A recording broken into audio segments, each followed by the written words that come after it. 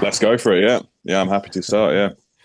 Okay, so Mr. Henry Lennon, welcome to the Carp cast. Last time I saw you, I think I was just leaving a lake in Slovenia and you were just arriving. Was that you or not? Yes, I think that is correct. Yeah. Bear God, Lake, how long? as we named it. Yeah, how long ago would that have been? 3, 4 years ago, I think.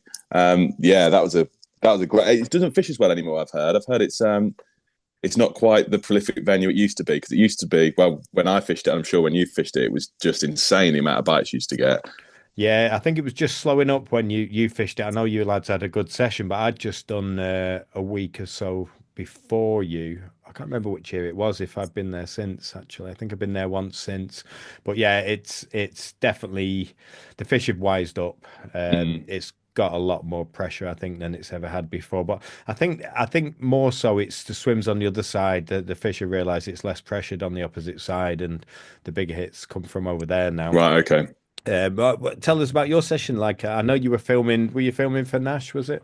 Yes, it was a film for Nash. We basically it was just after lockdown. It was like the first big trip we had after lockdown, That's right. and we went with the intention of trying to beat our PBs, which mine at the time was, it was only like mid 40s or something. So I mean, that's the place where it's very likely it's going to happen. I just remember it being one of the best trips I'd ever been on at that point, and still one of the best trips I've ever been on, because it was that time of year where it was still warm enough. I think it was like September time, if I Yeah. remember right. It was still warm enough that you could swim in the lake every day, but it wasn't so hot like Europe can be in the summer a lot of the time. Yeah. You had massive hits of fish.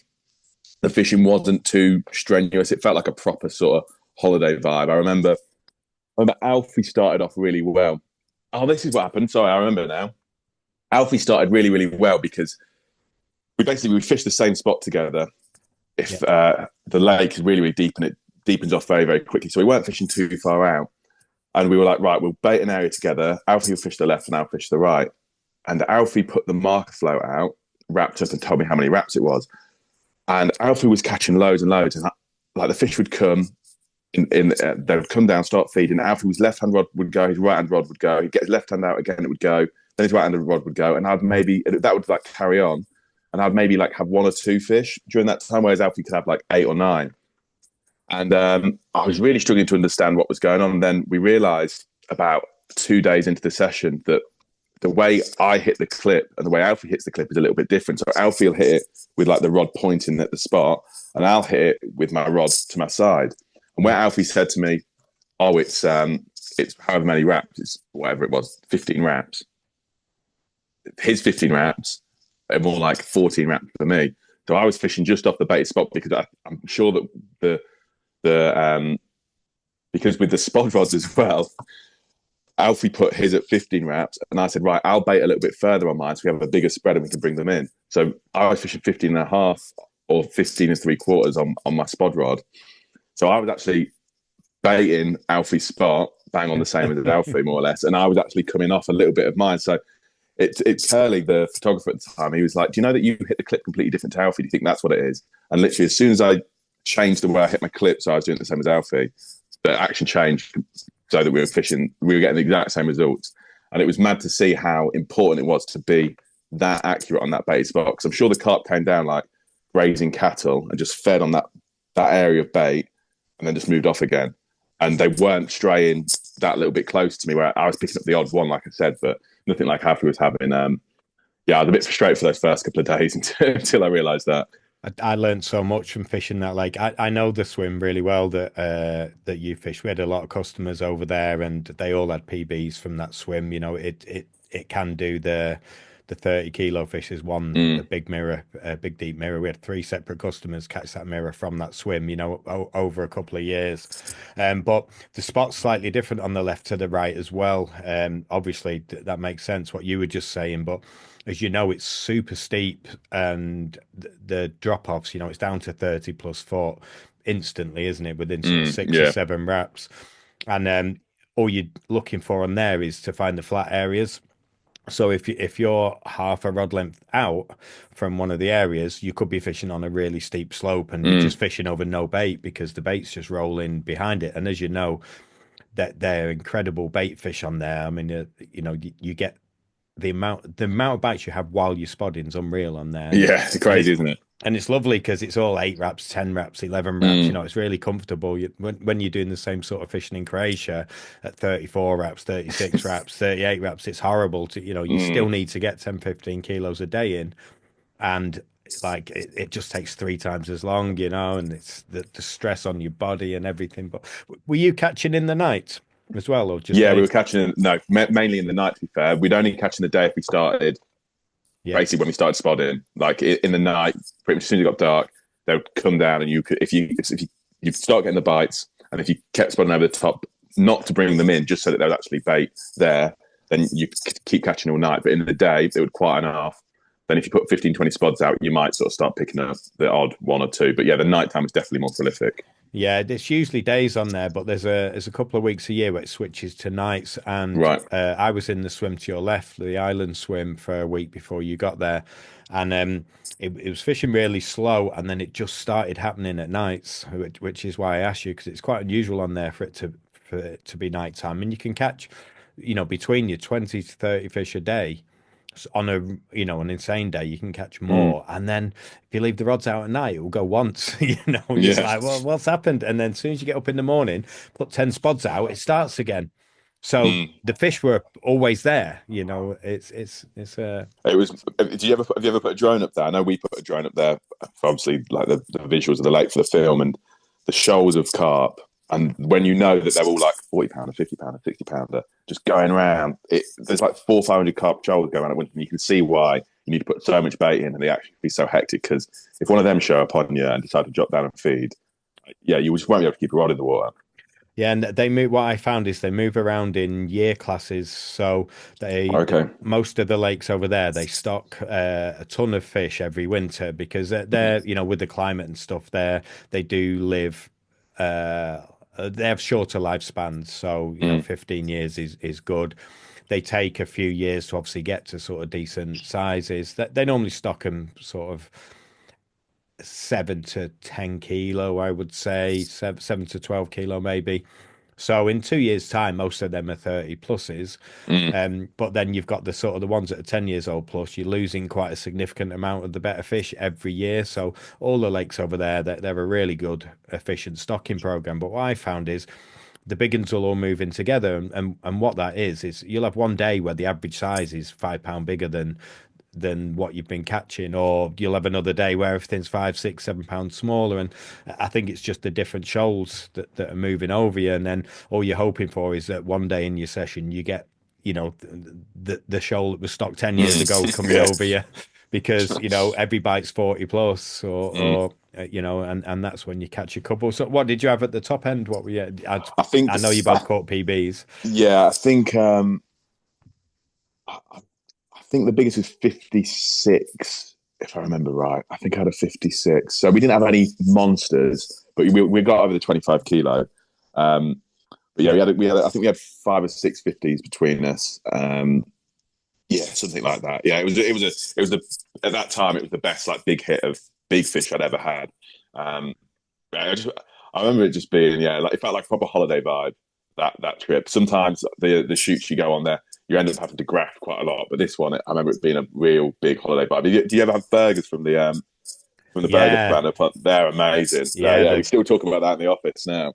yeah, they're good. I've had a lot from that. It wasn't there the first few years I lived there, but it came. That must have been the first year actually when you were there Mm. that the burger Do van you was. live do you live near there then? I live near Bled. I Ah, had right, okay. I had a house about a mile from Bled, so that lake, Rudnishko, it's called. It's about an hour and a half's drive, hour and 20 minutes. So it's but a Mm, beautiful drive each way. Bit annoying mm. when you have to shoot up because somebody's broke something and they need a replacement. But we had a guide living by the lake after the first year. I did it all myself the first year, but it's quite busy though now, that lake. I mean, I've not. I speak to our guy. Shout out to Bruno who lives on the lake. But I know you had Frank looking after you as well, didn't you? Yes, we did. Shout out to Frank as well. Used to work for us the first couple of years. But did you go anywhere else while you were there? We went and fished the river in the town, with Yeah, the beautiful yeah, yeah, church backdrop, and I remember I lost a good one. I was swimming in the river at midnight because I got round. There's loads of lilies, isn't there? Yeah. And it got on the lilies, and I was swimming in the river trying to unhook it, and I felt it against my thighs, and Mm. I could tell it was like the depth of it was like my full thigh. I remember Yeah. it just feeling massive, and as I was trying to untangle it from all these lilies, it felt me and just gone, and it's cut me off, and that felt like a big carp, and we did catch a few, but nothing massive. But that's just a beautiful setting, isn't it? That venue. Yeah, it's lovely, and there is a good 20 kilo fish. It's probably much bigger than that now. That always gets caught from that section Mm. there where you were. Probably that Don't rub it in, one. but yeah, it's quite a bit bigger than most of the others. So if you felt you had a good in, it might have been that one. Mm. I'm not sure, but any plans to go back there? I see you've done quite a lot of sort of European fishing. Did I read somewhere that you're actually born in Europe? No. Yeah, well, no, not born in Europe. So I was born in Leicester, Yeah. and then I moved when I was 9 over to Switzerland. I lived in Switzerland till I was from 9 till about 20. Wow. Um, so I so I do feel very very European. Like before I was 18, I think I caught carp from about 8 or 9 different countries because obviously you're in Switzerland. Switzerland's not a great carp fishing country, but you've got France next to it. You've got Belgium just around the corner. You've got Germany. You've got Italy. So I did a lot of European carp fishing before I really did much UK fishing. Like when I'd come back to the UK and visit my grandparents and stuff in the summer holidays, I would do a little bit of fishing. But really, growing up, my fishing was in Europe. So when I joined Nash, I sort of threw myself in the UK style of fishing. And then after experiencing that for a couple of years, I was a bit like, well, I actually prefer European fishing. So now, it's loads better, isn't it? Yeah, Yes, everything about it's better, not just the weather. Yeah. Yeah, I've seen people recently posting, one name angler we're going to get on pretty soon to explain himself, but just saying that the foreign fish don't count. I'm like, you're just missing out, mate. Like, everything's better. The social side, the barbecuing, the weather, the size of the fish, the style of fishing. Like, I think even the fish are better now. I was thinking about this the other day. Like you can get what people would call like the old school strains. I think they're more prevalent in Europe, especially if you go into somewhere like Holland or Belgium, because now, I mean, they are lovely fish, but they're pretty much every lake you go to has got some sort of VS stocking in there. And like I said, they are lovely, lovely fish, but they are getting quite similar. And I think to have that unique variety of carp, Europe's got a better offer in there than even the UK. And I think that used to be what the UK had over Europe, the style of carp. But now I think Europe's got that over the UK as well. So to be fair, I'm fishing quite a bit in the UK over this winter, and I am really enjoying it again. But yeah, as soon as spring comes around, I'm getting on that Channel Tunnel again and going up to Europe because that's where the real adventures lie, I think. definitely. And there's in England, the low stock waters, the kind of wild fishing that I used to do in my early years, that's gone now. All these raisebories and stuff, they're full of fish now. Everyone's realised that actually fishing's quite fun if there's lots of fish in a lake. So let's stock them all. But there is a few. But I've done the same thing. I had a winter ticket in Nottingham at Trent View, and I got the buzz back again, but I got the buzz back from fishing a wild lake in Croatia back end of last year. Well, I fished it the year before for a week in the spring or 10 days or something. And then I just did a week back end of last year, and I was just like, wow, this is just amazing. And now those type of lakes, when you've got drones and stuff and you can actually go looking for the fish without sort of looking for the fish, if you know what I mean. This wild one I'm on about, I mean, it's 27 kilometers long and 3 kilometers wide. So like having a drone and you're fishing for unknown fish and stock, it's kind of essential. But so where have you been fishing over the winter? I've got a ticket on Manor Farm in Bedfordshire, and there's a lake in there called Boonies, and it's I got it because I knew how good the winter form was, and that there's a few just like really really, it's got like a real mixed bag of carp in there. I literally came back from a session yesterday, had 12 fish, 2 30-pound mirrors, both of them really really nice. Some backup commons, it's a cool lake to fish, nice clear lake, doesn't get too busy.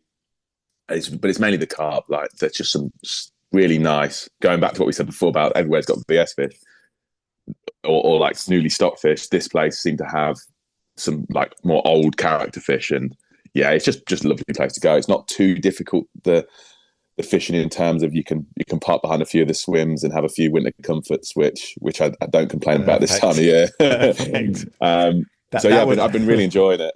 That was my main decider in taking a winter ticket on Trent View. You know, you can Yeah, park in all the swims. I I, don't I'm know. not. I'm normally a bit of a hardcore in terms of no, you need to walk, you need to work hard to fish, except in winter. I think in winter, the fact that you're out there doing it means Yeah. you can have those luxuries. You can have your hot water bottles, you can use your bait boat, you can park behind your swim, you can do all that. Like when it comes to winter fishing, I think you're allowed to have a little few of the cheats, let's call it. Including a thermostat on the inside of my van, you know, turn it Yeah, up to 28 and sit there with a t-shirt. Has it fished all winter, or is it just recently? No, fished all winter. Wow. I don't know what it is. It just fishes really really well. I mean, big hits like that, they're not uncommon at all. There's a good number of fish in there, and they sort of get trapped in this sort of like slightly deeper bowl in the middle, and they sort of just bounce around this bowl. So there's lots of swims that can fish to it. And once they get over, they just seem to be up for a feed still, which is nice this time of year. So there's a few other lakes on that complex as well. There's another one, bit more of like a match pool turn carp lake, which is really good for a bite as well. I've had a 30 pounder out there as well this winter. So yeah, the whole venue's got decent winter form. I don't know what it is that makes it like that, but yeah, you can pretty much go to any of the lakes in the complex and be quite confident about any time of year, which I think that's what you need to look for in winter, isn't it? You need to look for somewhere where you're not going to just sit there freezing for one bite maybe over the course of winter. If I go fishing in winter, I want to feel like, okay, 24 hours, I've got a chance of catching a couple of fish here. So, what do you live in the Bedfordshire area, or are you down Essex way? No, Or? I'm living East London. I live right next to the West Ham Stadium. So it's about an hour and 20 minutes drive for me up there. But I don't really mind too much. You'll be the same. Doing these European trips, an hour's drive, all of a sudden is like nothing, isn't it? You don't even really think about it because sometimes you're driving 7, 8, 9, 10 hours to get to the venue. So yeah, I don't really mind driving too much for my fishing. Yeah, living in Blackpool, like when I was doing the sort of circuit water fishing, all the lakes are in the south. Like a 3 hour drive was a normal one, you know. Yeah, yeah. So it, you know, just to go fishing everywhere. I mean, I've done it each way for a day to bait up in the past when I was sort of hunting the low stock fish when you got to kind of keep on top of things. But so, how long have you been at Nash? We have quite a lot of industry chat on the last few podcasts, and is a you know everybody wants to be a content creator and a fish, you know, and working in the fishing industry. You've been living that dream for quite a while. So when did you first start there? So I joined Nash, I think it was just 6 years ago, 2019. I joined, and my job. So what happened was I finished uni, and I was going to take a year out, and I was going to work for my uncle had a company. I was going to work for my uncle's company for 6 months, and I was going to go traveling for 6 months. But then halfway through working for my uncle's company during this year out then once I'd done that like year out, I was going to go back to uni and do a master's. I saw a job come up for Nash for like a social media assistant. I just thought I'll apply for it if I see if I get it. I would love to work in the carp fishing industry. I got the job, started working there, loved it so much. I decided to stay and not go and do my masters, and then just since then, sort of worked my way up into a bit more of a overall marketing role as opposed to just focus on social media. And then more and more, my job recently has been in front of camera content creation, which obviously I'm not going to complain about when part of your job involves just going fishing and recording it. So it's been a great journey. I've loved every minute of it. It feels mad 6 years ago. It's flown by really. But it was good. I think you started at the end of when I left. I think I moved to Slovenia probably 7 years ago. So yeah, I'd have just gone. But you don't remember me fishing the cops or the church? No. You were just after. I'm pretty sure I was after. Yeah. Yeah. Okay. I mean that's been crazy, isn't it? What's the new lake called? I was going to ask you about this. I needed to ask you about this. Yeah. Because the one that I'm sure you've seen, the one Alan's caught, the 62. Yeah. We think you moved it from the cops during the oxygen crash up into there. Do you remember what house you moved in there? Because there's a big mirror in there, a very, Yeah. very big mirror, and we don't know which one it is. It's obviously not the dinosaur that Ollie caught in Eurobank 6 because that's died. And it looks quite like a fresh fish. It could be one of the stockings that have gone in, but then we don't know. Basically, do you remember what you moved from the I Cops don't. into the new lake?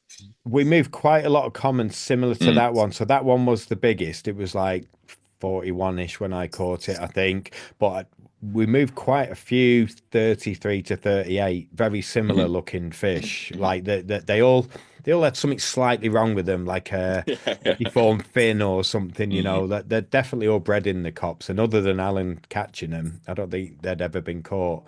Um, as far as mirrors go, that the known cops mirrors, um, I think most of them died, Right. Okay. within the few years afterwards. But they were all known fish. But I know the DVD fish didn't last too long in the new lake. I think it died the Mm. following spring. But these are all quite old fish. I think those big mirrors, they'd all been in the cups, Mm. quite a lot of years, more, 20. I would have thought. Mirror wise, I've been racking my brain because Alan messaged me and asked the same question, and I don't think we moved anything significant. Mm. There might have been some upper 20, low 30s. I Mm. would guess it's more likely to be one of those the VS fish that were stocked at the Yeah. time, because they were being stocked as we were moving them because they drained the cops down, didn't they, to Yeah. clean it all out and everything, which is why we were moving the fish as we caught them. And we got, I think we got most of them. There was one that had been on the missing list for years that never turned up. That we were hoping, it was one of the 50s, the original 50s from the cops. But yeah, I can't think of moving. Definitely no 40-pound mirrors. There's possible. There was a same thing with the commons. There was a couple that had bred, that would have been upper 20, low 30. I I will mean, be. it could be one of them because it's been quite a long time, and these carp, they've got the most incredible environment to live in. Like the new lake is really mature now.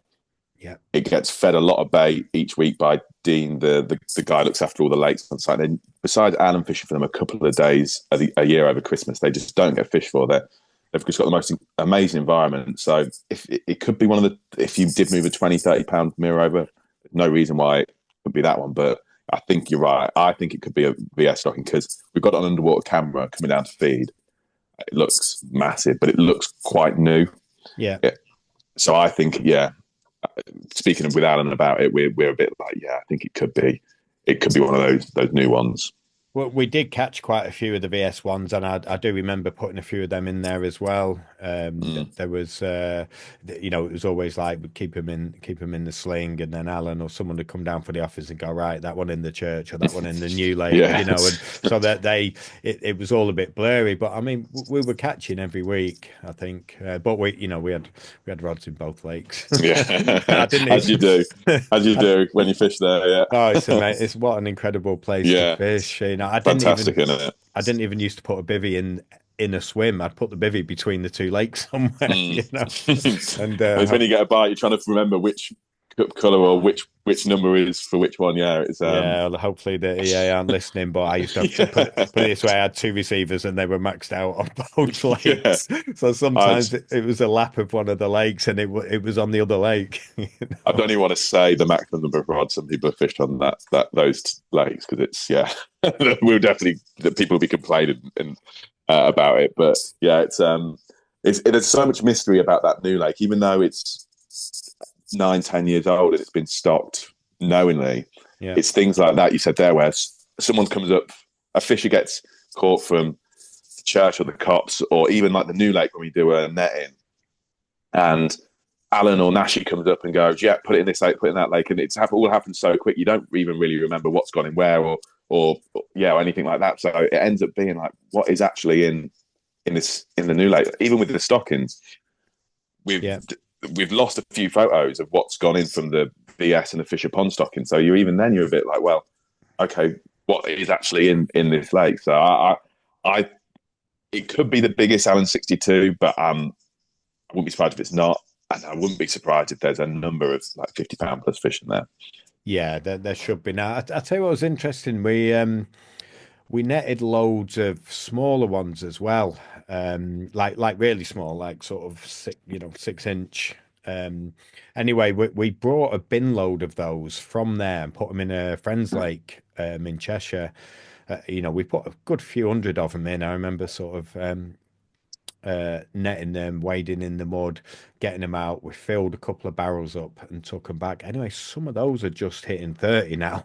Oh, really? In my friend's lake in Cheshire, yeah. Have they got the same fin rot and things like that for the commons? You can No, tell. no, they weren't like those commons. Right. There was a lot of mirrors. There was a few commons. But yeah, it is it. I don't know if it's as you get older. I always remember Kevin saying to me like it was less about the fishing and more about the creating the environment and growing the fish. And I don't know if it's just something as you get older, you enjoy that side of it just as much as the actual fishing. But Well, I think there's church copped strain fish all over the country because the amount of people who, well, even not even this country. Again, I hope the AA aren't listening, but but people who come over because it's so easy. I'm sure you've seen it when when they spawn up there. You can just put a landing net through, and you can get loads of fish, sort of a couple of inches long. I mean, I myself have put a few buckets in the river systems round work. I know Ollie Davies has, and people who show up, yeah, they'll take a couple and they'll take it back to their lakes wherever they are, and they must be dotted all over the place. And it's like you say there. It's about creating something, and I feel like I remember when I had a couple of these buckets of carp, being like, "Yeah, how cool would it be?" I'm in this fortunate position where I've got this amazing strain of carp. How cool would it be to go and put it in a river system somewhere? Yeah, okay, let's say 95% of them are going to get eaten by pike and perch or whatever. But how cool would it be if just a couple of them come through, and you know which ones are church lake, Cops Lake fish because of that they're quite distinctive, especially those commons. If in 5 years' time, it's probably around now, I go fish a channel, I just see a photo of the River Chelmer of fish, and I'm like, that's definitely one from the church lake, and I'm sure I put that in there. Yeah, things like that I think are really, really cool. Most of my fishing sort of in the 2010s was kind of off the back of people doing that 15 years ago. A lot of these low stock lakes, they were like, oh, that fish so and so moved that. I won't name any names, but so and so moved that 15 years ago, or oh, did you ever come across this fish because we moved 3 fish before people knew you shouldn't really move fish 30 years ago, and there was a common, there was 2 mirrors, and I find it's unknown to most people. There's a couple of people who might remember, it might be known to a couple of people, but that unknown fishing is what's special to me. And I know you've done a bit of that as well. There was a film you've done on your YouTube channel, a UK well, I mean, I'm guessing it was maybe known to some people, but have you done a lot of that sort of fishing in the UK? I've tried to, yeah. I mean, that was probably the very best one. In terms of, it might have been known to a few people, but I knew nothing about it. It was when, so I was living down in Essex, and then COVID hit. I moved back up to my parents in Leicester, and I was basically trying to find somewhere to fish around there, and got chatting to this guy who said he'd seen some carp spawning on this big, like, trout fishing reservoir, really big lake, maybe 100 plus acres. And we went down and had a look at it, and basically we started fishing it. And that was the type of fishing that I think every angler dreams of, coming across this lake that's quite challenging. It's wild, really overgrown. You're playing a game of cat and mouse with both the carp and the park rangers, but you're left to your own devices, fishing for these wild fish. That if you put the effort in, you'll be rewarded. Going back to what you said there before earlier about doing these big round trips to bait up. I mean, I was doing the exact same. I was driving because then I moved back down to after the first spring fishing, I moved back to London where I am now. So I'm driving 2 hours there, 2 hours back, twice a week just to put bait in, even if I'm not fishing it. But knowing that no one's going to jump on the spot, and by doing that, I'm going to home these wild carp in on this massive lake into this small area, and then when I do go up and can fish, I'll be rewarded for it. And the fishing was just incredible, and the strain of carp I was catching were beautiful, and there were those proper immaculate carp where you look at their mouths and you go, yeah, that's never ever seen a hook. And we said it earlier in this podcast how hard it is to find those mystery lakes now and that unknown, and that was one of those rare slices. And since then, it's been turned into a syndicate. The trout fishery turned into a carp syndicate Because of you. because of me. Yeah. But when I got caught, the time they said to me, they said we're thinking about turning into a carp syndicate. If we do, can you ring us up and like tell us about the carp and the fishing? And I saw they turned it into a syndicate. At the time, I was thinking about getting a ticket, so I rang them and gave them a few photos and told them a bit of information. And then they offered me a ticket, and I was a bit like, one, it's quite a long drive for me, and two, I think I had it at its best. I wouldn't want to go back and taint like my memory of, because it was just, I was like became obsessed. For 3 springs, I was obsessed with the place, and I've been trying to find it since, and it's just hard to find, isn't it? I think you stumble across them one every decade, maybe. And yeah, I can't find another one, but I know I will one day. I think it could still be in the UK. Like, there's more chance of finding it over in Europe, but I'm hoping I find one in the UK. And it's a case of just searching every little bit of blue on a map, isn't it? And going exploring, and you get lots and lots of duds doing that type of fishing. But I know that one day I'll find another one like that and be rewarded with, just some stunning fishing and some amazing carp, hopefully. I took my little boy back home to his mum's today. It's about an hour from me, and where she lives, it's sort of countryside hills in Lancashire. There's big reservoirs everywhere, like big ones. And I googled them in the past, and there is fishing clubs on them, but I've never seen anyone fishing any of them. And as I drove past them today, I was having those thoughts. I was thinking, so back in the day, how I'd have found out if there was any carp in those places. I'd have gone in the spring. I'd have probably gone every day around, based on the depth of the lake. The fish spawn kind of over a period of a couple of weeks if we get the right weather. So the shallower lakes go first. So depending on the lake, I would have known roughly when to go look, and then just hope that you see them when they're grouped up, ready to spawn. And that's when conventionally you used to find out if there was anything in there to get excited about, or to start a campaign. Now, you just need a sunny, bright day and a drone. Yeah, Like, yeah. you can do hundreds of acres of lakes pretty quickly now, which actually made me. I mean, my plan is to move back to Croatia full time again this year from the spring. But if I was staying in England, I think that's what I'd be doing. Just look, like you said, looking for the bits of blue on the map. I tell you where I'd go if I live close up there, around where you've got that winter ticket, Trent View. There's so many along the Trent. There's so many pits, and so many of them have just been left.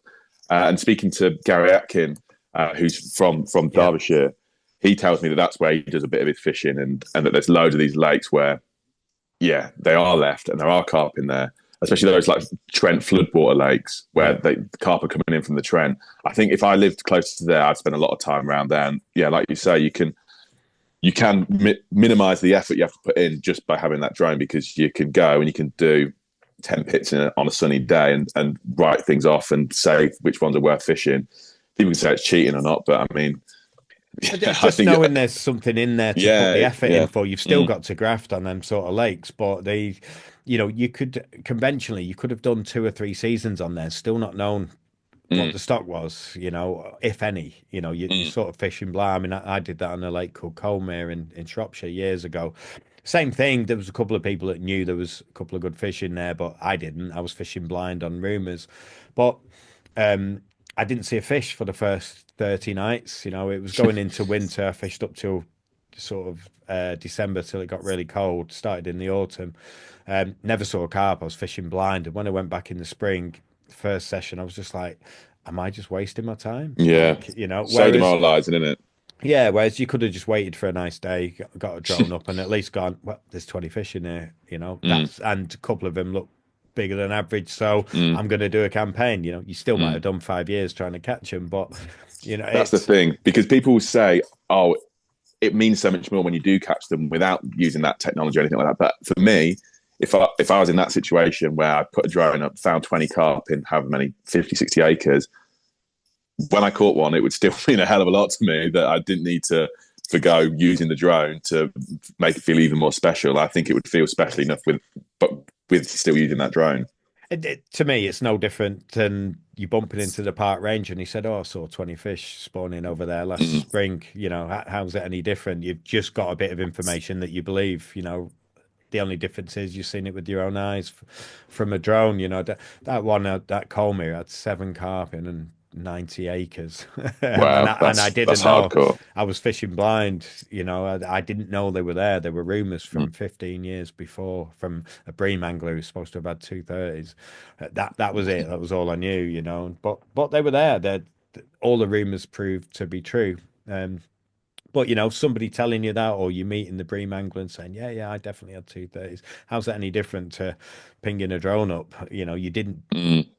you didn't go and catch them yourself. You just got the information and technology. I mean, you can moan about it all you like, but times have changed now. You know, we haven't Mm. got coins on top of reels and metal Yeah. biscuit. You don't even get metal biscuit tins anymore. No. When I was a kid, that was a fish like that. You know. So, have you seen things change? And so, when you started at Nash, that was probably just when it became less cottage company and more, you know, Mm. boards of directors and like Yeah. how have you seen that change in the 6 7 years I you've been there? I I think I got I think I got 2 years of like old school cottage Nash. Mm, Then COVID hit.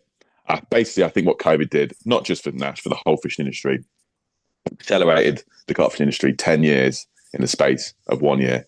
And especially for a company like Nash that was already getting to that point where it was so big, it needed to be a bit more commercialized with board of directors. It couldn't have Nashy sort of having control over everything and running every single little thing because it was just too big for one man mm. to possibly do. I think it just really accelerated the changeover in Nash, and I think it was difficult for a little while to move from those old ways to the situation we're in now. As change is for anyone, there's friction and there's reluctancies to embrace that change. I think that there, I think that yeah, fishing's definitely gotten a bit more commercialized since um, I started 6 years ago. Um, I think it's important. How am I going to word this best? I You think can it's. say anything on it. I think that the fishing industry is getting quite commercialized because of the amount of money that is in there. And I think it's important for everyone involved in it to sometimes have a bit of a step back and realize that it's above being a business. It is a passion for everyone. I find that sometimes so a lot of my job is running marketing campaigns, and sometimes you get so into trying to drive sales figures, trying to drive engagement figures, trying to drive all these analytics, and you actually got to stop yourself and take a step back and remember that it's a passion, and your objective shouldn't be to bleed people dry for every money and try and sell a product. That shouldn't be your sole objective, I don't think. And I saw it the other day. Someone made a post about complaining about the media and the media and fishing now. It's just product pushing and I think that sometimes when you go down that route, it can go down that route, and you have to step back. And I think Nash we're quite good at putting media out there that isn't fully going down that route, and it's still showing the beauty and the passion of fishing. But I think everyone involved in fishing, if they feel like it's getting down that route, to take that step back and change what they can change in their own fishing or their own work that they do within the industry to try and bring it back more to being what it is for everyone at the end of the day, a passion. Yeah, that's It's a very working class sport as well, which is mm, something I think people forget. Okay, carp fishing, it's quite expensive. You know, it's up there with your golfs and everything else, you know, mm, your sort of posher sports, but it's generally working class people and always has been. You know, there isn't really any elites mm, at the top end. Okay, it's people that have got better jobs and can afford RT7s, but you know, everybody can afford a boat if they need one because you know you can get them for a couple £100 from China or mm, whatever. So it is important to remember that. I mean, I remember it was before your time, but I remember at Nash when they used to spend. I think Kevin was saying he was spending like 25 grand a year making the catalogue with all the products in. And the first year they decided not to do the catalogue and spend it on making a film about the products. It didn't really advertise the products. It was kind of the very early days of what's commonplace now, the videography that mm, all companies use. Hadn't really done that, and they started making a DVD every year. It was that was okay, it was using the new stuff in it, but it wasn't, you know, we weren't spending all that money on print that nobody was ever reading, and it was interesting. But now, so everybody, the dream of anybody who loves fishing was to get paid to go fishing by a company. That was kind of, you know, the Mm. holy grail. And there was only ever a handful of people in England that ever got paid just to go fishing. And then what seemed to happen, I think Corder were the first to do it, but then they the people they paid were full-time employees, and then they kind of pushed them as the celebrities rather than just paying a Terry Hearn to promote the brand or something. Nash seemed to follow suit, and I guess you're one of those people now, aren't you? That there seems to be a team. You know, Alfie, Jacob, yourself. I don't know if Jacob's full time or not. I don't know enough about him. He won't reply to my messages. I've asked him to come on the podcast recently, and he Oh, hasn't. we're not. He's useless, honestly. I looked at it the other day because I said, someone's messaged you about something. Why aren't you replying? He went into his request and there were so many messages in there. His admin skills aren't amazing, Jacob. So I'll drop him a message and get him to Yeah, reply to you. But I'm sure it's lost in thousands and thousands of requests. he did read it. I mean, we've had dealings before. Obviously, we booked him for the Northern Angling Show and stuff. He's done talks for there or appeared. So yeah, we have had little business dealings back and forth. But yeah, give him a little nudge. I'd love to get him on Yeah. the actual podcast. But so it's like, have you had to learn the videography stuff? Were you good with that already? Was that one of your skill sets? No, not all. So it's probably something I'm doing more and more now. It's like self-filming content. But up until the last 12 months, it was going out with videographers and, like you say, being pushed in, being like a presenter, really. Yeah. Which I think is obviously great, but I think you obviously have a lot more value to a brand if you can produce the content yourself. So that's the route I'm going down a little bit more. But how I got into it was simply a case of we needed something being filmed. And I was one of the only ones in the office to do it. And so they put me in front of the camera and then it went well. And then I'd go fishing with some of the boys in the office and they realized I half knew what I was doing. And then just little projects grow into bigger projects. And then, yeah, now I'd say the majority of my work is in some way fishing to create content. That's how it's happened. I think you are right that the chances of being paid just to go fishing nowadays are very, very slim. Even that, like they were back in the day, like you said, there's a handful of people. I think there's still a handful of people now who get paid just to go fishing. What people are getting paid for now is either a job within the fishing industry, be that a marketing role, a sales role, and there's fishing as part of their job, or they're being paid as a content creator, which I think is quite different to being paid to go fishing. You'll see it if anyone on the bank ever sees myself or Jacob or anyone who self-film content.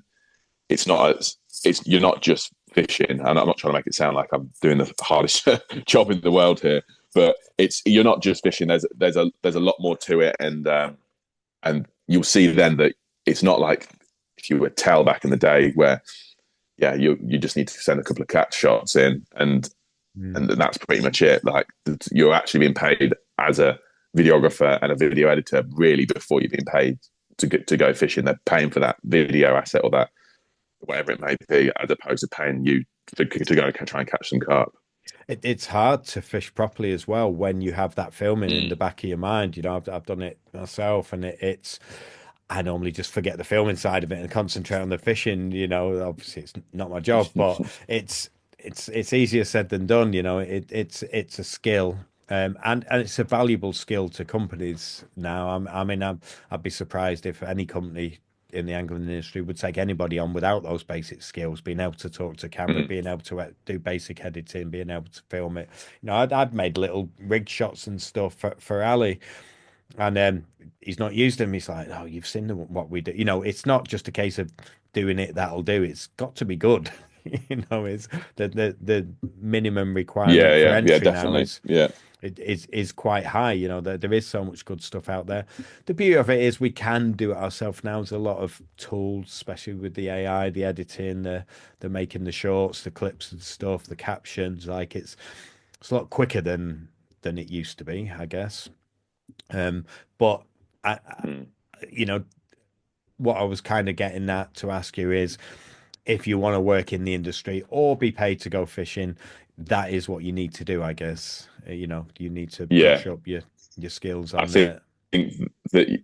that the ability as a fisherman is probably like the third thing they'll look at before you get a job that pays you to go. That in some way pays you to go fishing. Like you need to have a skill set that is. That's what we always say when people ask me how do I get a job for Nash tackle. You need a skill set that's valuable to Nash tackle, and just being able to catch carp isn't a valuable enough skill set to warrant that job. So yeah, being a good videographer, video editor, having a skill in marketing or sales or product development that will get you that foot in the door, and then there'll be elements where you can introduce fishing into your day job. But yeah, I definitely wasn't hired at Nash just to go fishing based on my uh, fishing skills at the start. Definitely not. Yeah. That doesn't happen anymore. I mean, and I think that's because there aren't magazines anymore. I know there's a couple. Mm. I did want to move on to one of them because I know you've done some typography stuff, haven't you? And do you do a vlog for Carpology? Do you? No, I do a written article for Carpology. I used to do a vlog for Carpology a couple of years ago, but now I do a written article every second issue. Got you. So it used to be like if you caught big fish or significant fish or big hits or whatever, you would end up in the magazines. The magazines would normally approach you. You do a few articles, and then a company would pick you up. That kind of how it was in my day.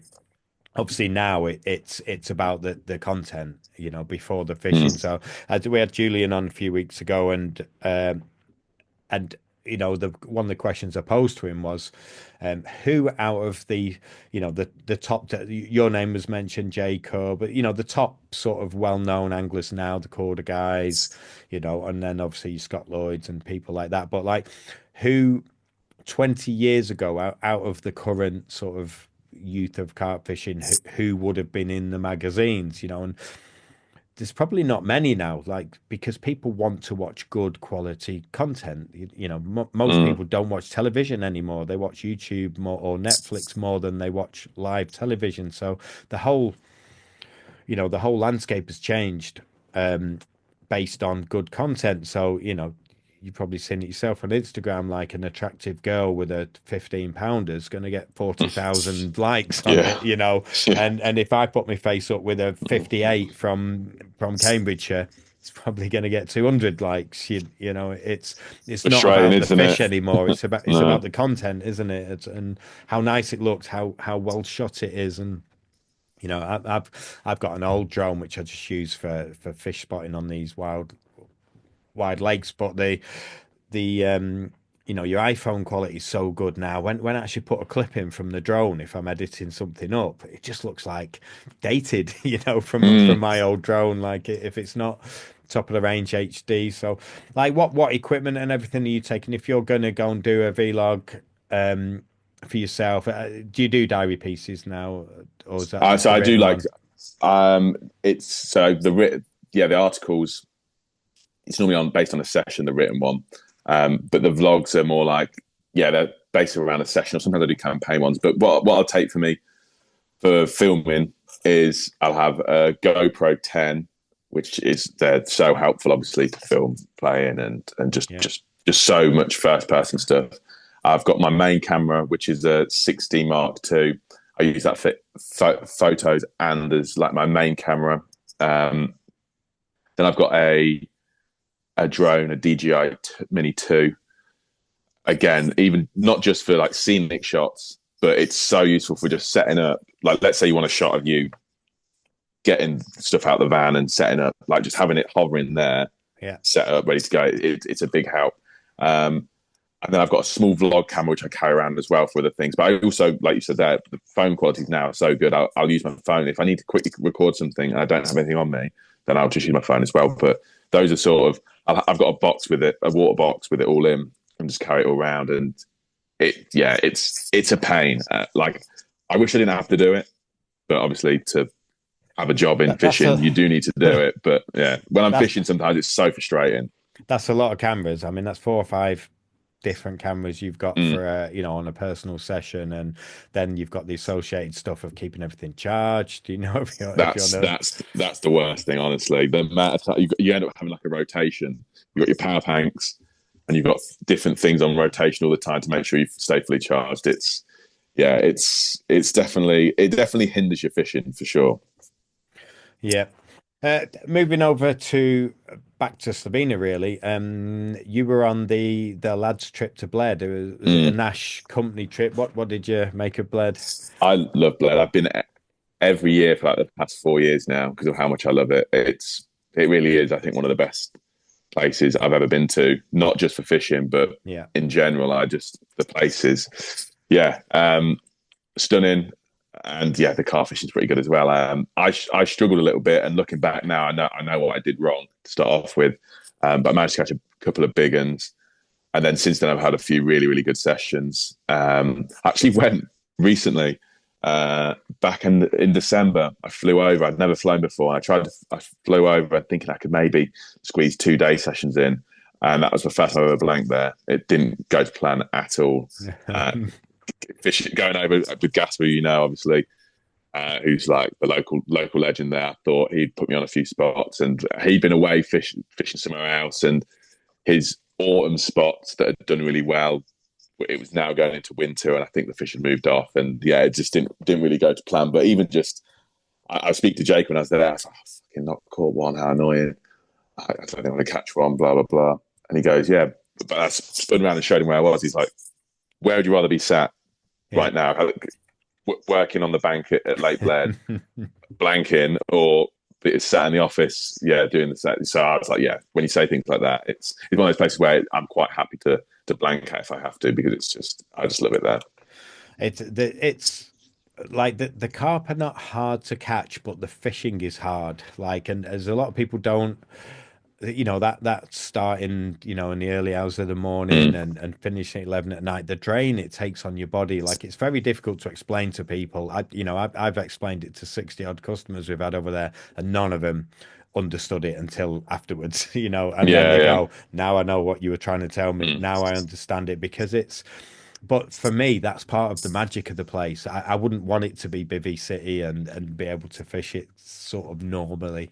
Um, because I think part of the magic and mystery of it is it's a big lake, semi-wild, lots of other things going on, isn't there? From the people going past to worried about the guards coming. Yeah. Previous few years, we've had issues with how much bait you're allowed to put in and stuff, or midnight baiting missions on lilos. Yeah, yeah. I've done it all, and it's just all one big game. That if you're a hunter and you like that sort of fishing, like Bled just ticks every box for me. Mm. So yeah, I was interested because there's a few people that have been over there and they're like, it's not for me, Yeah, But I can see why some people would say that. Like you say, the fishing, especially if you stick completely 100% to the rules, it can be quite tricky, the fishing, I think. But yeah, so I can see why some people wouldn't like it. But for me, I fell in love with the place. Yeah, even the little rule bending things you've got to do sometimes, that just adds to it for me. I always remember it was in the summer, we were fishing the summer, we were swimming out buckets of bait to then just drop it all in one go. Um, we were in a swim, and you look around obviously before you do it. And Brad, the guy I was with, it was his turn to go do it. I was looking around, going, "Yeah, we're fine, go, Brad." And then as he was coming back to shore, I turned around. There's a guard just stood there like that, arms crossed, and he didn't, because he was looking out at Brad doing it. And I quickly turned around and saw him. I thought, "Oh God!" Turned back around. I thought, "I'll wait for Brad to come back till we deal with this." He came back and goes, "What are you doing?" We go, "Oh, we're just having a go for a swim." Like, yeah, and he goes, no, the bucket. I know what you're doing, well. And then you get a big lecture. Thankfully, he was sweet with us and it didn't was the just gave nice us a one. bit of a Yeah, yeah, I know gave us a bit of a exactly which bollocking. bailiff that would have been. Yeah, there's one really sound one who's quite happy to turn a blind eye. He's a fisherman himself, and there's a few that would have had your €500 fine. Mm, It's yeah, €500 for anything you get caught with if it's the wrong guard on there, or if it's any of the local police. But yeah, it's I think they've relaxed that baiting up rule a little bit now, haven't they? I think you are allowed to. yeah. You're allowed to get away with it a bit more now, but Yeah. there's it's so annoying because as well, if you could fish it how you want, you would Yeah. smash it. Obviously, then it would get very, very tricky, the fishing, I think, because everyone would come and fish it exactly how they want. And I understand why they have these rules in place, especially the no nights thing. It's such a beautiful place with so many tourists. It would be ruined if there was just 30, 40 smelly carp anglers in bivvies staying there for weeks on end, shitting in the woods everywhere, leaving a massive mess. These big bivvies. I can understand completely why they do it. I don't blame them, but it Yeah. just makes it a little bit more fun, I think, trying to bend the rules every now and then. Yeah. Have you got any trips? What's booked in for this year? Have you got any interesting ones? Well, it really depends. To be fair, I'm trying to sort a few things out with work to basically go a bit more full time with the actual content creation. If that happens, then obviously it'll open up a whole world of possibilities. But I'm going to France calendar in about a couple of weeks' time. Yeah. There'll be a few more European trips. I'm really hoping to go to South Africa this year. That's Oh, one that I'm okay. really hoping to do. Um, and then maybe go to America at the end of the year as well. So a couple of really big trips in addition to the normal European ones. But I'll know for sure in the next couple of months. Like I said, I'm trying to sort a few things out with work to go full time with the content creation. If that happens, then yeah, you basically won't see me in England again. I'll just be non-stop going around Europe fishing. I'm hoping that I can make it happen. If you do that, talk to me about that 27 kilometers long one in Croatia. It's very, very Yeah, interesting. It's really sparked my hunger from not doing much fishing previous couple of years, and it's just something about it. And there's definitely Gasper showed me a video about 4 years ago of three fish swimming down a margin on a sunny day that somebody had took a video of, and they were all 80 to 90 pound. Um, I think I know exactly which lake this is. Gasper yeah, showed me the same video. Yeah, they were massive, weren't they? In the edge, they looked like cows being in the edge. Yeah, yeah. I did 8 days on there just before I drove back to England, so would have been October. October just gone. I did 8 days for a 4 pounder and a 12 pounder. It's one of the most enjoyable weeks fishing I've ever done. yeah, Um, and I'd only gone because I had a week to kill. I had to stay a bit longer in Croatia. I had someone's wedding to do, so I had a week with nothing. The summer had finished, and it was just like, oh, what am I going to do? I don't want to sit around doing nothing. Sort of where the festivals are. I'll go back to this wild lake that I'd fished the previous spring, but a totally different area. And this lake, it's got like a super dam at one end, and all the water was going down about a meter a day every mm, day. I was there for this week, and then after I left, I've seen all the drone footage that other people have done of this lake, and I was fishing in a graveyard, like really. with crosses and graves and all sorts. So like when the water was gone.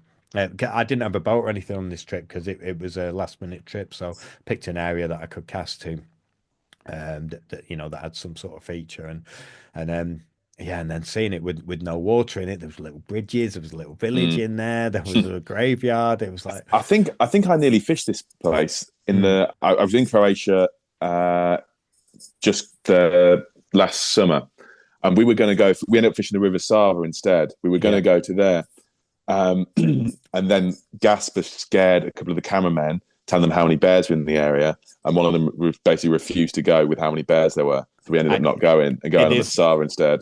it is the same lake because Gasper told me that they were going to be doing a film with Nash on there, and then it never Right. happened. Okay. It never happened. So yeah, it must have been that. It must have been the same place. Yeah, that's going to be my main lake for the next 10 years, probably. I think I'm planning in the spring to get residency over there and not come back, Nice. and that's you've got all the Zagreb lakes. They're all commercial. They're all a bit like Mm, Bear Lake on steroids, longer range fishing, but same sort of thing. You're fishing for big shoals of fish, and that's great, for doing the trips on and holidays and stuff. But this wild lake is I could spend a year not catch a fish on there and still be happy because I've seen the video that you've seen. That's all it needs sometimes, isn't it? To keep motivated is just to know it's out there, that something mm. special um or whatever. There was the only we've been an hour now, so I will let you go pretty quickly. Somewhere I've never fished that I've seen you've done a bit on is the Belgium canals. Hmm. I know quite a few people have now, but it's not too far from England. Um, I'm sure there's other people interested. What's your experience has been? I always say, obviously, you probably get it as well, Jamie, with how much European fishing you're doing. You get a lot of messages from people asking for pins and locations, and I'm quite reluctant to give them away. But what I always say to people who ask me for pins, I say, like, if you're going, especially if they're going on their first European trip, I'll say, pick some of the canals in Belgium or northern France or Holland. They've all got carp in, every Mm. single one of them. Just walk them until you see fish. You can fish it pretty much UK style. Fish there, and that'll be your start into that European public lake type of fishing. I love the canals in that part of Northern Europe. For that, there's endless canals, really, thousands and thousands of kilometers when you think about it of canal system, and it's all really exciting fishing. And I'd say that it's one of those places where I was speaking to someone about this the other day. From a UK perspective, Europe in general, public lake fishing is the unknown, isn't it? People Mm. go over there to fish the unknown, but really, a lot of the lakes I go to over in France, I'm going because I know that there's a 65 pounder in there, or like you said just then about going to the lakes in Croatia. Besides the wild one, like the ones around Zagreb, they're all very commercial, and like it can seem unknown when you first start doing it, but once you start doing it quite a bit, you the mystery becomes less and less, because a lot of people do that type of fishing, and you know what the stock is, you know what the style of fishing is, you know when you need to go there to hit certain areas of the lakes or whatever.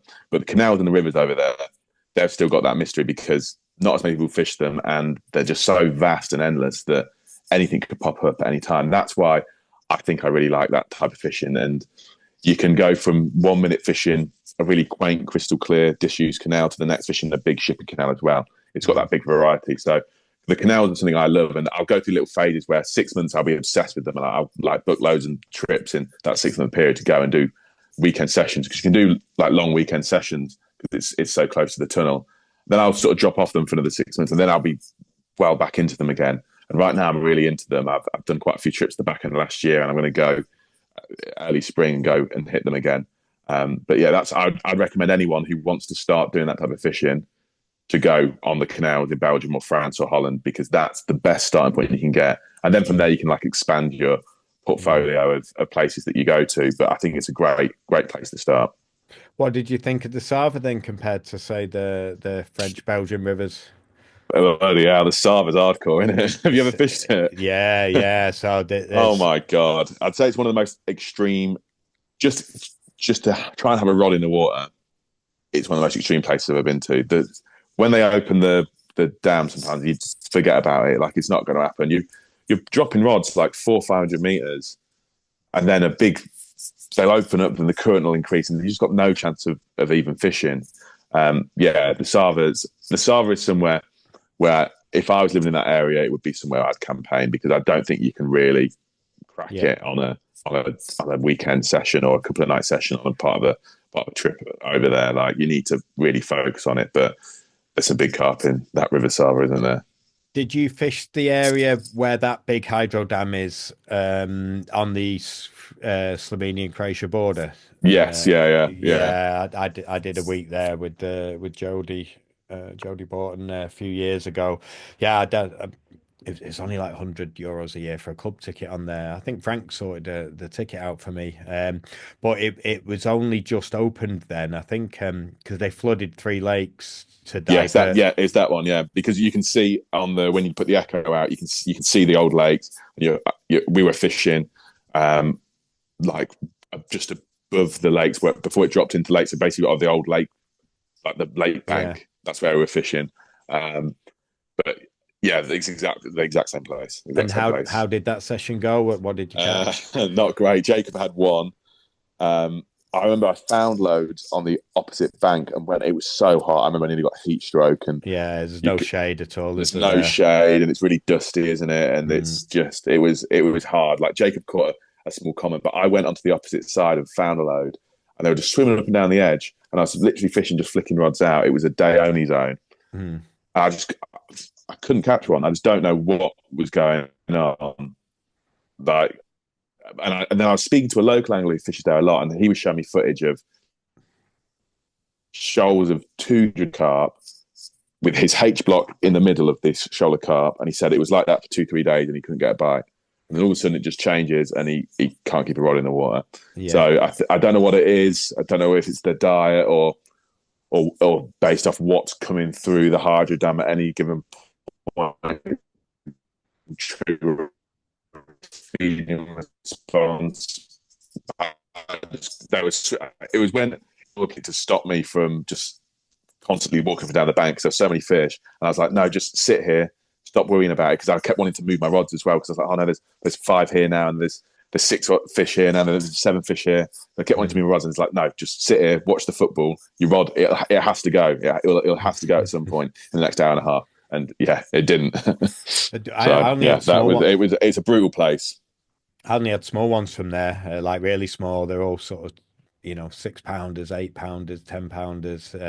We had quite a few, but nothing decent. But it had done a couple of 30-kilo fish, like to some of the locals. But on the other side, from that sort of high wall sort of area that you fit, you were probably on a little bit further down, but a bit further up the other way, the other side of the dam. So I don't think the fish can get through the dam, can they? But so back towards Zagreb, there's one of the main lakes there, Ontario. They flooded a couple of years ago, really, really badly. The whole area was underwater for. We'll wrap it up anyway. I was just going to say that Ontario, which is a bit further up towards Zagreb, but probably only a few miles as that river Sava goes, and they lost loads of most of the big ones into the river, and I mean hundreds into the river. And I fished Ontario last summer with my pal, and we had a lot of fish, but that top end of the fish just weren't there. The average size was 5-10 pound down. Anyway, on the day we left, there was an Austrian guy that had also left. People had sort of worked out where the fish would have gone into the river. And there's an Austrian guy gone and set up for one night before he went back home after, a pretty disappointing session. Anyway, he had 2 30-kilo fish in the night, yeah, from sort of that section of river. So I've studied it on the map, and it looks like they can't get past the hydro dam. They can. No, I know there's a little sort of channel that runs up the side of it, isn't there? But I don't think you can get down there. But anyway, so that dam between there and Zagreb Centre, Luchko, it's called, the other area. There's a lot of big fish in there at the minute. That was going to be my plan this year, was to concentrate on that river. Yeah, I think there's a lot of places across Europe like that, where there's one in France as well. That's the exact same thing happened. And now this stretch of river where they can't really go, due to the dams and stuff, they can't really go beyond like 5-6 kilometers. It's now got 370-pounders in. I think if you can find those places and hit them hard, you could have a very big river carp, which is basically a lake escapee. But yeah, I heard that about Ontario, because there's 3 main waters there. Ontario's a Zajarki, and what's the other one? I always forget the other one. There's actually quite a few around Zagreb. There's 6 or 7 when but the main 2 are Zajarki and Zajarki and Zapršić are the same lake. Some people call it Zapršić, some people call it Zajarki. Zapršić is the town. Then you've got obviously Ontario. They're the main ones. You've then got Finzula, where the fish are a bit smaller. There's a lot more matches on there. It used to have the Croatian record in Finzula years ago, but they all got moved around and whatever, and fish killed and new fish in there. But there's probably 5 really good lakes around that Zagreb region. There's a new one I found last year. I mean, it's new to me. I mean, obviously it's well known by the locals, but again, another big sort of wildish one, beautiful scenery, boat fishing. There's so much fishing over there. And the dredger in the middle. It's got what, sorry? Dredger in the middle. I think that's Finzula. I think. Well, I fished that one as well. Yeah. What did you have? Anything good out there? That was one of the most frustrating fishing experiences of my life. So really, really steep, again, the margins, to the point where we were fishing down to our right, where the fish were in the middle around this dredger, and me and Jacob were sharing a swim, and fishing to our right along the marginal slope.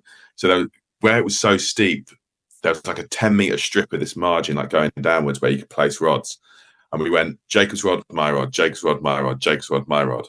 So we had 3 rods out each, and we were fishing pretty much exactly the same, like same bait mix. We had the same bait mix in the boat, same rigs, same hook baits, same everything. And Jacob had about 15 fish that session. I had one, and we just could not work fishing out. alternate rods. Yeah, well, I mean, we would never. Me and Jacob have thought about this. We'd never like go run for run. We have to do it like all ourselves. But yeah, it's not like we had 3 Jacob's rods were all on the right and mine were all on the left. They were split in between, and they were no more than 1.5 meters away from each other because of how steep the slope was. You couldn't, if we spread it out any more than that, a couple of the rods would be in like 50, 60 foot of water, and I just could not work out. Honestly, when that film comes out, I hope I don't look too like frustrated on it, because at the time I just couldn't work it out. And sometimes, when you go away for a fishing trip, you know what you've done wrong and you've learned from it. And this trip, I came away from it, and me and Jacob in the van going, what happened there? Like, what was I doing wrong? What were you doing so right? And to this day, we still can't figure it out. Pheromones, maybe. Yeah. Maybe Jacob was on a period. Can't like him, maybe. Yeah, I honestly don't know what it is. He loves winding me up about it. If we have an argument about fishing, he just goes, "What happened in Croatia?" I go, "Oh, right, okay." What was one of you smoking and one of you not smoking? Was there something like that?